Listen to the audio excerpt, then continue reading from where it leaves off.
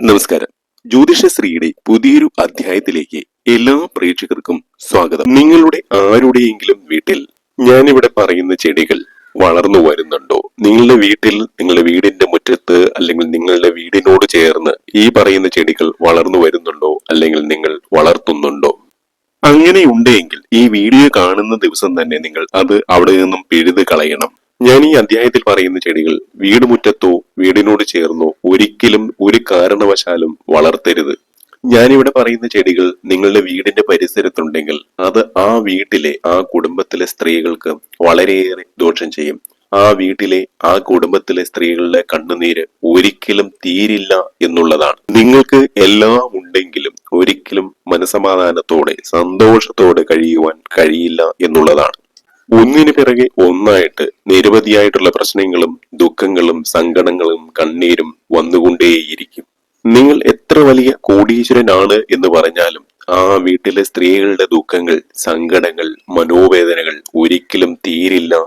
ആ വീട്ടിലെ സ്ത്രീകളെ തേടി എന്നും ഏതെങ്കിലും രീതിയിലുള്ള ദുഃഖം വന്നുകൊണ്ടിരിക്കും. ആ സ്ത്രീകളുടെ കണ്ണുനീര് തോരില്ല എന്നുള്ളതാണ്. അതുകൊണ്ട് ഈ വീഡിയോ കാണുന്ന നിങ്ങൾ, പ്രത്യേകിച്ച് സ്ത്രീകൾ, കുടുംബിനികൾ, വീട്ടമ്മമാർ, നിങ്ങളുടെ വീടിനോട് ചേർന്നോ നിങ്ങളുടെ വീടിന്റെ പരിസരത്തോ ഞാൻ ഈ പറയുന്ന ചെടികളോ മരങ്ങളോ ഒക്കെ വളർത്തുന്നുണ്ട് എങ്കിൽ അത് ഇന്ന് തന്നെ അവിടുന്ന് പിഴുതെറിയുക എന്നുള്ളതാണ്.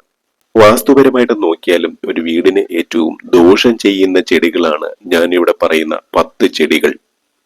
ഈ 10 ചെടികളിൽ ഒരെണ്ണമെങ്കിലും നിങ്ങളുടെ വീട്ടിലോ പരിസരത്തോ ഉണ്ടെങ്കിൽ അത് നിർബന്ധമായും മാറ്റണം. ഇതിൽ ഏറ്റവും പ്രധാനപ്പെട്ടത്, നിങ്ങളുടെ വീടിന്റെ വടക്ക് വശത്ത്, നിങ്ങളുടെ വീടിന്റെ വടക്ക് ഭാഗത്ത് കായ്പുള്ള ഫലങ്ങൾ തരുന്ന ചെടികൾ ഒരിക്കലും വളർത്തുവാൻ പാടില്ല എന്നുള്ളതാണ്. പാവയ്ക്ക അഥവാ കൈപ്പയ്ക്ക അല്ലെങ്കിൽ കാഞ്ഞിരം ഇത്തരത്തിലുള്ള ചെടികളും മരങ്ങളുമൊക്കെ നട്ടു വളർത്തുന്നവരാണെങ്കിൽ അത് അവിടെ നിന്ന് ഇന്ന് തന്നെ, നിങ്ങൾ ഈ വീഡിയോ കേൾക്കുന്ന ദിവസം തന്നെ അത് നശിപ്പിക്കുക. വടക്ക് ഭാഗത്ത് മധുരമുള്ളതോ അല്ലെങ്കിൽ പുളിയുള്ളതോ ആയ ഫലങ്ങൾ മാത്രമേ നട്ടു വളർത്താവൂ എന്നുള്ളതാണ്. മധുരമുള്ള ഫലങ്ങളാണ് വടക്ക് ഭാഗത്ത് നട്ട് വളർത്തേണ്ട പ്രധാനപ്പെട്ട ചെടികൾ എന്ന് പറയുന്നത്. ഒരിക്കലും കയ്പുള്ള ചെടികൾ, കയ്പുള്ള ഫലങ്ങൾ തരുന്ന ചെടികൾ വടക്ക് ഭാഗത്ത് വളർത്തുവാൻ പാടില്ല. അങ്ങനെ വളർത്തുന്ന വീടുകളിൽ എന്നും ദാരിദ്ര്യവും ദുഃഖവും സങ്കടവും മാത്രമായിരിക്കും ഫലം. അപ്പോൾ നിങ്ങളുടെ ആരുടെയെങ്കിലും വീടിന്റെ വടക്ക് ഭാഗത്ത് ഞാൻ ഈ പറഞ്ഞ ചെടികൾ ഉണ്ടെങ്കിൽ ഇന്ന് തന്നെ അവിടുന്ന് പിഴുതു മാറ്റുക. ഇനി നിങ്ങൾ ശ്രദ്ധിക്കേണ്ട രണ്ടാമത്തെ ചെടി എന്ന് പറയുന്നത് ശംഖുപുഷ്പമാണ്. ശംഖുപുഷ്പം വീടിന്റെ ചില ഭാഗങ്ങളിൽ വളരുന്നത് വളരെ നല്ലതാണ്. എന്നാൽ ഞാൻ ഈ പറയുന്ന 2 ഭാഗങ്ങളിൽ ഒരു കാരണവശാലും ശംഖുപുഷ്പം വളർത്തരുത്. അങ്ങനെ ശംഖുപുഷ്പം നിങ്ങൾ വളർത്തുന്നുണ്ട് എങ്കിൽ ആ വീട്ടിലെ ദുഃഖ ദുരിതങ്ങൾ, ദാരിദ്ര്യം ഒരിക്കലും വിട്ടുമാറുകയില്ല എന്നുള്ളതാണ്. ഈ 2 ഭാഗങ്ങളിൽ ശംഖുപുഷ്പം വളർന്നാൽ അവിടെ മൂദേവി വാസം വന്നു ചേരും. അതുപോലെ തന്നെ ആ വീട്ടിലെ സ്ത്രീകൾക്ക് ഒരിക്കലും ദുഃഖ ദുരിതങ്ങള്, സങ്കടങ്ങള്, വേദനകള്, കണ്ണുനീര് വിട്ടുമാറുകയില്ല എന്നാണ് പറയുന്നത്. നാം പറയുന്ന 2 ഭാഗങ്ങളിൽ ഒരു കാരണവശാലും ശംഖുപുഷ്പം വളർത്തരുത്. മറ്റിടങ്ങളിൽ വളർത്തിയതുകൊണ്ട് കുഴപ്പമില്ല. ആ വീട്ടിലെ സ്ത്രീകൾക്ക് ഒരിക്കലും മനപ്രയാസം വിട്ടൊഴിയില്ല. മക്കളെ ഓർത്തുള്ള സങ്കടം, ഭർത്താവിനെ കുറിച്ചുള്ള സങ്കടം, എന്തു തന്നെ ചെയ്താലും എത്ര തന്നെ പരിശ്രമിച്ചാലും ഫലം കിട്ടാത്ത അവസ്ഥ, മക്കൾ ഗതി പിടിക്കാത്ത അവസ്ഥ, മക്കളെ എത്ര തന്നെ പ്രഗത്ഭരായാലും അവർക്ക് എങ്ങും എത്തുവാൻ കഴിയുകയില്ല. അതുകൊണ്ട് തന്നെ മക്കളെ ഓർത്ത് ആ വീടുകളിലെ, അത്തരം വീടുകളിലെ സ്ത്രീകൾക്ക് എന്നും തോരാ കണ്ണീര് മാത്രമായിരിക്കും ഫലം. ശംഖുപുഷ്പം വളർത്താൻ പാടില്ലാത്ത ഏറ്റവും പ്രധാനപ്പെട്ട സ്ഥലം എന്ന് പറയുന്നത് അലക്കുകല്ലിനോട് ചേർത്തുള്ള ഭാഗമാണ്. അലക്കുകല്ലിനോട് ചേർന്നുള്ള ഭാഗത്ത് ഒരിക്കലും ശംഖുപുഷ്പം വളർത്താൻ പാടില്ല. അങ്ങനെ വളർത്തിയാൽ ഇരട്ടി ദോഷമാണ്. ആ വീട് തന്നെ മുടിഞ്ഞു പോകുന്ന അവസ്ഥയിലേക്ക് മാറും.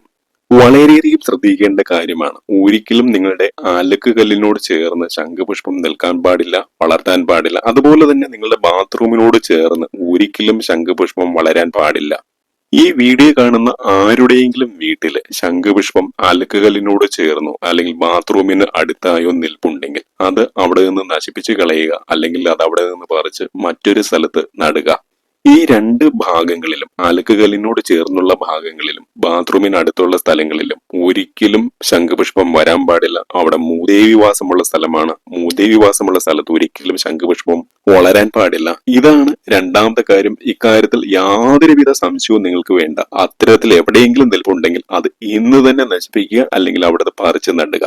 ഇനി മൂന്നാമത്തെ പ്രധാന ഭാഗം എന്ന് പറയുന്നത് ഈശാന കോണാണ്. അതായത് വീടിന്റെ വടക്കും കിഴക്കും മൂലകൾ ചേർന്ന് വരുന്ന ഭാഗം, വടക്ക് കിഴക്കേ മൂല. ഈ ഭാഗത്ത് ഒരിക്കലും മുള്ളുള്ള ചെടികൾ വളരുവാൻ പാടില്ല എന്നുള്ളതാണ്.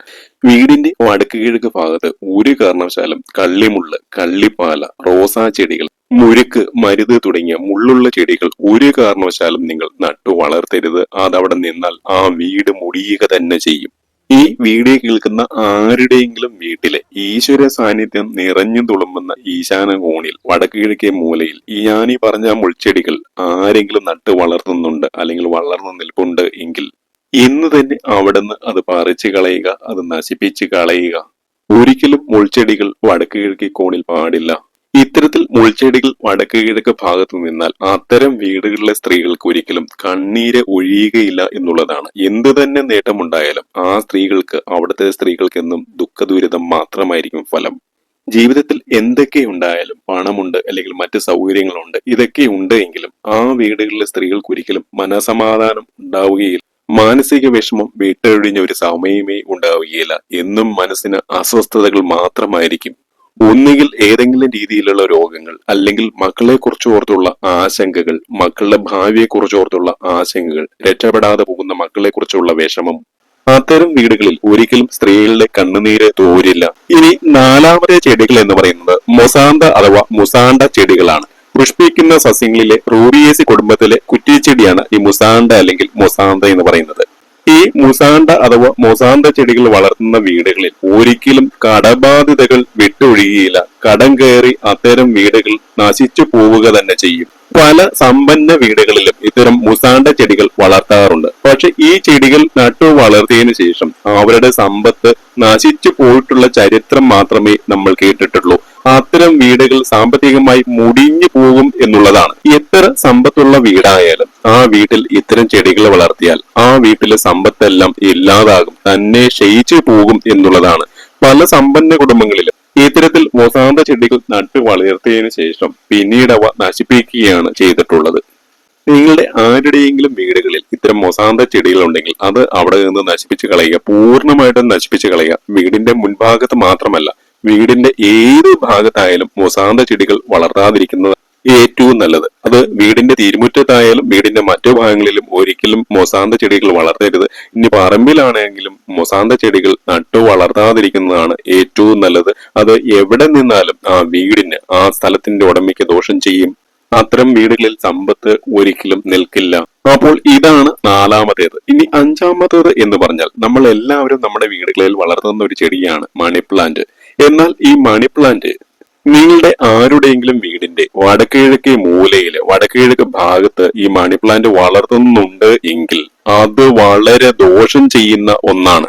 അതിനേക്കാളും വലിയൊരു ദോഷം നിങ്ങൾക്ക് വരുവാനില്ല എന്നുള്ളതാണ്. വീടിന്റെ വടക്ക് കിഴക്ക് ഭാഗത്ത് ആരെല്ലാം മണി പ്ലാന്റ് വളർത്തിയിട്ടുണ്ടോ അത്തരം വീടുകളിലെല്ലാം ദുഃഖ ദുരിതങ്ങൾ ഒരിക്കലും വിട്ടുമാറിയില്ല.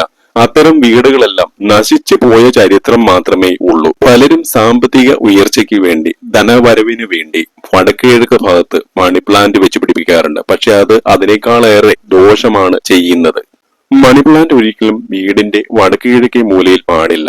ഏറ്റവും നല്ലത് തെക്ക് കിഴക്കേ മൂലയാണ്, അല്ലെങ്കിൽ വടക്ക് ഭാഗത്ത് നടുക്കായിട്ട്, അല്ലെങ്കിൽ പടിഞ്ഞാറ് ഭാഗത്ത്. ഇവിടങ്ങളിലെല്ലാമാണ് മണി പ്ലാന്റ് നട്ടു വളർത്തേണ്ടത്. വടക്ക് ഭാഗവും കിഴക്ക് ഭാഗവും ചേരുന്ന വടക്കേ കിഴക്ക് ഭാഗത്ത് ഏതെല്ലാം വീടുകളിൽ മണി പ്ലാന്റ് വളരുന്നുണ്ടോ അത്തരം വീടുകളെല്ലാം മുടിഞ്ഞു പോവുക തന്നെ ചെയ്യും. അത്തരം വീടുകളിലെ സമ്പത്ത് ക്ഷയിച്ചുകൊണ്ടേയിരിക്കും. വരവിൽ കവിഞ്ഞ ചെലവായിരിക്കും അത്തരം വീടുകളിൽ സംഭവിക്കുക.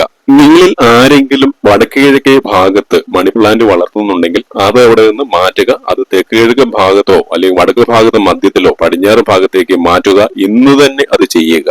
അടുത്തത് വളരെ പ്രധാനപ്പെട്ട ഒരു ചെടിയാണ് ഈ പടത്തിൽ കാണിച്ചിട്ടുള്ള ഇത്തി എന്ന് പറയുന്ന ചെടി.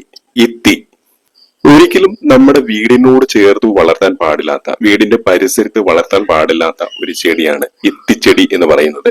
നിങ്ങളുടെ ആരുടെയെങ്കിലും പുരയിടത്തിന്റെ പരിസരത്ത് വേലി കെട്ടി തിരിക്കാത്ത, മതില് കെട്ടാത്ത വീടിന്റെ പറമ്പിൽ ഇത്തി ഉണ്ടെങ്കിൽ അത്തരം ഇത്തി ഇന്ന് തന്നെ നശിപ്പിക്കുക. അതായത് നമ്മുടെ വീടിന് മതിൽ കെട്ടില്ലെങ്കിൽ വീടിനോട് ചേർന്നുള്ള പറമ്പിലും ഒരിക്കലും ഇത്തി പാടില്ല. വീടിന്റെ പരിസരങ്ങളിൽ പാടില്ല. മതിൽ കെട്ടിയിട്ടില്ലെങ്കിൽ വീട്ടിലുള്ള പറമ്പിലും ഇത്തി പാടില്ല എന്നുള്ളതാണ്. നമ്മുടെ വീടിന്റെ പരിസരങ്ങളിൽ എവിടെയെങ്കിലും എത്തി നിന്നാൽ ആ വീടുകളിൽ എന്നും ദുഃഖം അലയടിക്കും. അത്തരം വീടുകളിൽ സങ്കടം വിട്ടൊഴിയില്ല. ആ വീട്ടുകാർക്ക് എന്നും കണ്ണീരുകൾ മാത്രമായിരിക്കും ഉണ്ടാവുക. ഓരോ വിധത്തില് ഓരോന്നായിട്ട് മാനസിക വിഷമതകള്, മാനസിക അസ്വസ്ഥതകള്, മനപ്രയാസങ്ങള് ആ വീട്ടുകാരെ പിന്തുടർന്നുകൊണ്ടേയിരിക്കും. നിങ്ങളുടെ ആരുടെയെങ്കിലും വീടുകളിൽ ഇത്തി നിപ്പുണ്ടെങ്കിൽ അത് ഇന്ന് തന്നെ വെട്ടിക്കളയുക. അതുപോലെ ഇത്തിത്തൈകൾ മുളച്ചു വരുന്നുണ്ടെങ്കിൽ ആ മുളച്ചു വരുന്നത് അതോടെ പിഴുതെടുത്ത് കളയുക. ഇത്തിത്തൈ വളർത്തണമെന്നുണ്ടെങ്കിൽ നമുക്ക് വളർത്താം. പക്ഷെ അത് വീടിനകത്ത് പാടില്ല, മതിൽക്കെട്ടിനകത്ത് പാടില്ല. മതിൽ കെട്ടി വീട് മതിൽ കെട്ടി തിരിച്ച് അതിന്റെ പുറം ഭാഗത്ത് മാത്രമേ വളർത്താവൂ എന്നുള്ളതാണ്.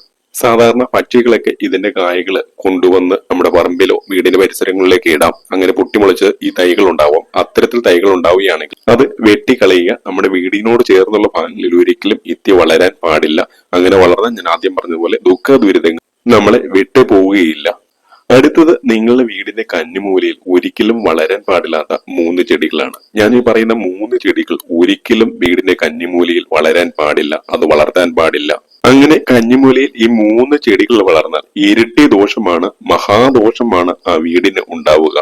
തുളസി, മന്ദാരം, മഞ്ഞൾ ഈ 3 ചെടികളാണ് നമ്മൾ വീടിന്റെ കന്നിമൂലയിൽ ഒരിക്കലും വളർത്താൻ പാടില്ലാത്ത 3 ചെടികൾ. ഈ ചെടികൾ അങ്ങനെ വളർത്തിയാൽ വീട്ടിലെ സ്ത്രീകൾക്കും കുഞ്ഞുങ്ങൾക്കും വളരെ ദോഷമാണ്. മഹാലക്ഷ്മി സാന്നിധ്യമുള്ള ഈശ്വര പ്രീതിയുള്ള 3 ചെടികളാണ് തുളസിയും മഞ്ഞളും മന്ദാരവും. ഈ 3 ചെടികളും ഈശ്വര പ്രീതിയുള്ള ഈ 3 ചെടികളും ഒരിക്കലും കന്നിമൂലയിൽ വളർത്താൻ പാടില്ല. കാരണം കന്നിമൂല എന്ന് പറയുന്നത് അസുര ദിക്കാണ്. അസുര ദിക്കിൽ ഒരിക്കലും ഈ പുണ്യ ചെടികൾ, ഈശ്വരാധീനമുള്ള ചെടികൾ വളരുവാൻ പാടില്ല. സ്ത്രീകൾ, വീട്ടമ്മമാർ ഇത് പ്രത്യേകം മനസ്സിലാക്കണം. കന്നിമൂല എന്ന് പറയുന്നത് ഊർജ പ്രസാരണമുള്ള മൂലയാണ്. പക്ഷെ അവിടെ പുണ്യ ചെടികൾ ഒരിക്കലും വളരാൻ പാടില്ല. ഏതെല്ലാം വീടിന്റെ കന്നിമൂലയിലാണോ ഈ തുളസിയും മഞ്ഞളും മന്ദാരവും എല്ലാം വളർന്നിട്ടുള്ളത്, അത്തരം വീടുകളെല്ലാം തളർച്ച ബാധിച്ച് ക്ഷയിച്ചു പോയിട്ടേ ഉള്ളൂ. അപ്പോൾ ഒരു കാരണവശാലും ഈ 3 ചെടികളും അവിടെ വളർത്തരുത്. അറിഞ്ഞിരുന്നുകൊണ്ട് നിങ്ങൾ ദോഷം വരുത്തി വെക്കരുത്. കന്നിമൂലയിൽ ഈ ചെടികൾ വളരുന്നത് ഐശ്വര്യമാണെന്ന് കരുതി ഒരിക്കലും ഈ 3 ചെടിയുടെയും ഒരു തൈ പോലും അവിടെ വെച്ചു പിടിപ്പിക്കാതിരിക്കുക. അതുപോലെ മറ്റ് 2 ചെടികളാണ് മുരിങ്ങയും കറിവേപ്പും. മുരിങ്ങയും കറിവേപ്പും എല്ലാ വീടുകളിലും വേണം. പക്ഷെ നമ്മുടെ കിണറിനോട് ചേർന്നുള്ള ഭാഗങ്ങളിൽ ഒരിക്കലും മുരിങ്ങയും കറിവേപ്പും വരാൻ പാടില്ല എന്നുള്ളതാണ്. നിങ്ങളുടെ ആരുടെയെങ്കിലും വീടിന്റെ കിണറിനോട് ചേർന്നുള്ള ഭാഗങ്ങളിൽ കിണറിനരികെ മുരിങ്ങയോ അല്ലെങ്കിൽ കറിവേപ്പോ നിൽപ്പുണ്ടെങ്കിൽ അത് മഹാദോഷമാണെന്ന് തിരിച്ചറിയുക. കിണറിനരികെ മുരിങ്ങയും കറിവേപ്പും നിൽക്കുന്നത് വാസ്തുദോഷമാണ്. അപ്പോൾ നിങ്ങളുടെ വീട്ടിലെ കിണറുണ്ട്, കിണറിനടുത്ത് മുരിങ്ങ അല്ലെങ്കിൽ കറിവേപ്പുണ്ട് എങ്കിൽ ആ കറിവേപ്പ് ഒരിക്കലും അവിടെ നിൽക്കാൻ പാടില്ല. അത് വെട്ടി നശിപ്പിച്ച് കളയുക. കാരണം അത്തരത്തിൽ കറിവേപ്പ് കിണറിനരികിൽ നിൽപ്പുണ്ടെങ്കിൽ ആ വീട്ടിലെ സ്ത്രീകൾക്ക് പല വിധത്തിൽ രോഗങ്ങൾ വന്നു ചേരും. തീരാവ്യാധികളും മാനസിക വിഷമതകളും മാനസിക പ്രയാസങ്ങളും ഉണ്ടാക്കുന്നതാണ്. മുരിങ്ങ, കറിവേപ്പ് ഈ 2 വൃക്ഷങ്ങൾ നിങ്ങളുടെ വീടിന്റെ കിണറിനരികിൽ നിൽപ്പുണ്ടെങ്കിൽ ഒരിക്കലും ആ വീട്ടിൽ മനസമാധാനത്തോടെ കിടന്നുറങ്ങാൻ കഴിയില്ല. സ്ത്രീകൾക്ക് പല വിധത്തിലുള്ള രോഗങ്ങൾ വന്നുവിടും. അപ്പോൾ ഒരിക്കലും കിണറിനോട് ചേർന്ന് കറിവേപ്പും മുരിങ്ങയും വളർത്താൻ പാടില്ല. അതുപോലെ മറ്റൊരു മരം വാളംപുള്ളി മരമാണ്. വീടിന്റെ തെക്ക് പടിഞ്ഞാറ് ഭാഗത്ത് പുളിമരം വന്നാൽ ആ വീടിന്റെ അധോഗതി തുടങ്ങി എന്ന് ചുരുക്കം. നിങ്ങളുടെ ആരുടെയെങ്കിലും വീടിന്റെ കന്നിമൂലയ്ക്ക്, അതായത് തെക്ക് പടിഞ്ഞാറ് മൂലയ്ക്ക് പുളിമരം നിൽപ്പുണ്ടെങ്കിൽ അത് അവിടെ നിന്ന് വെട്ടിക്കളയുക. ഈ പുളിമരം തന്നെ മുളച്ചു വരും കേട്ടോ. വാളംപുള്ളി ആയാലും കുടംപുള്ളി ആയാലും തന്നെ മുളച്ചു വരും. പുളിമരം എപ്പോഴും നമ്മുടെ വീടിന്റെ തെക്ക് ഭാഗത്ത് ഒത്ത മധ്യത്തിലായിരിക്കണം. ഒരിക്കലും അങ്ങോട്ടും ഇങ്ങോട്ടും മാറാൻ പാടില്ല. ഒത്ത നടുക്കായിരിക്കണം പുളിമരം വളരേണ്ടത്. അങ്ങനെ വളർന്നു കഴിഞ്ഞാൽ അത് സർവ്വ ഐശ്വര്യമാണ്. അതും വീടിന്റെ മതിലിന്റെ പുറത്ത് വളരുന്നതാണ് ഏറ്റവും ശുഭകരം. തെക്ക് ഭാഗത്ത് പടിഞ്ഞാറോട്ട് നീങ്ങിയാണ് നിൽക്കുന്നതെങ്കിൽ അത് മുറിച്ചു മാറ്റി അത് നശിപ്പിച്ച് കളയണം. അടുത്ത വൃക്ഷം എന്ന് പറയുന്നത് കടപ്ലാവാണ്. വീടിനോട് ചേർന്ന് ഏതെല്ലാം സ്ഥലങ്ങളിൽ കടപ്ലാവ് വന്നിട്ടുണ്ടോ അത്തരം വീടുകളെല്ലാം നശിച്ചു പോയ ചരിത്രം മാത്രമേ കേട്ടിട്ടുള്ളൂ. അങ്ങനെ കടപ്ലാവ് വീടിനോട് ചേർന്ന ഭാഗങ്ങളിൽ ഉണ്ടെങ്കിൽ ആ വീട്ടിലെ ഗൃഹനാഥനും ഗൃഹനാഥയ്ക്കും ഒരിക്കലും ദുരിതം വിട്ടൊഴിയുകയില്ല. ദുരിതം മാറിയ സമയം അവരുടെ ജീവിതത്തിൽ വന്നു ചേരുകയില്ല. അത്തരം വീടുകളിൽ എന്നും ഒന്നും ദുരിതം മാത്രമേ ഉണ്ടാവുള്ളൂ. ഒന്നു തീരുമ്പോൾ മറ്റൊരു പ്രശ്നം അങ്ങനെ നീണ്ടുപോകും. ധനം മാത്രമല്ല, ധനമുള്ളവരാണെങ്കിൽ പോലും സ്വസ്ഥതയില്ലാത്ത, മനസ്സിന് സ്വസ്ഥതയില്ലാത്ത ജീവിതമായിരിക്കും. തലമുറകളായിട്ട് കൈമാറിയ സ്വത്തുകൾ ഉണ്ടാവാം, ധനമുണ്ടാവാം, മറ്റ് സമ്പത്തുകൾ ഉണ്ടാകാം. ഒരിക്കലും അത് മനസമാധാനം കൊടുക്കുകയില്ല എന്നുള്ളതാണ്. അത്തരം വീടുകളിലെ അച്ഛനമ്മമാരും മക്കളും തമ്മിൽ ഒരിക്കലും ഒരു സ്വരച്ചേർച്ച ഉണ്ടാവുകയില്ല. എന്നും വഴക്കും വക്കാണവുമായിട്ട് മനസ്സിന് സ്വസ്ഥതയില്ലാതെയായിരിക്കും അവർ ജീവിച്ചു പോരുക. കഴിവതും വീടിനോട് ചേർന്നുള്ള ഭാഗങ്ങളിൽ കടപ്ലാവുകൾ വളർത്താതിരിക്കുക. അങ്ങനെ വളർത്തണമെന്നുണ്ടെങ്കിൽ വീടിന് മതില് കെട്ടിയിട്ട് വീടിന്റെ പറമ്പിൽ അത്തരം കടപ്ലാവുകൾ എത്ര വേണമെങ്കിലും നിങ്ങൾക്ക് വളർത്താം. വീടിനോട് ചേർന്ന് കടപ്ലാവ് വളർത്താതിരിക്കുക. ഗൃഹനാഥനും ഗൃഹനാഥയ്ക്കും ഒരുപോലെ ദോഷമായിട്ടുള്ള വൃക്ഷമാണ് കടപ്ലാവ്. നമ്മുടെ വീടുകളിൽ വളർത്താൻ പാടില്ലാത്ത മറ്റ് രണ്ട് വൃക്ഷങ്ങൾ ദൈവിക വൃക്ഷങ്ങളായ പനയും ആലുമാണ്. പന എന്ന് പറയുന്നത് നമ്മുടെ നാട്ടിൽ പറയുന്ന കാളിപ്പന. കാളിപ്പനയും ആലും അത് ക്ഷേത്രങ്ങളിൽ വളരേണ്ട മരങ്ങളാണ്. നിത്യപൂജ ചെയ്യുന്ന ക്ഷേത്രങ്ങളിലാണ് കാളിപ്പനയും ആലും വളർത്തേണ്ടത്.